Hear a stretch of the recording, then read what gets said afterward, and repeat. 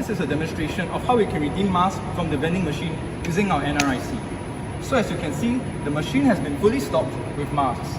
The first row will contain children-sized masks from columns 1, 3, 5, 7 and 9, and the remaining columns will be filled with adult-sized masks. So as someone who wants to redeem a mask, I'll come up to the machine and enter the product column for the mask I would like to redeem. So in this case, I'll key in 15 and press confirm. Then once the machine is ready for scanning, the scanner will turn blue. Now I can scan my NRIC barcode at the machine, and the color will change to indicate that it has scanned successfully. So now I can retrieve the mask.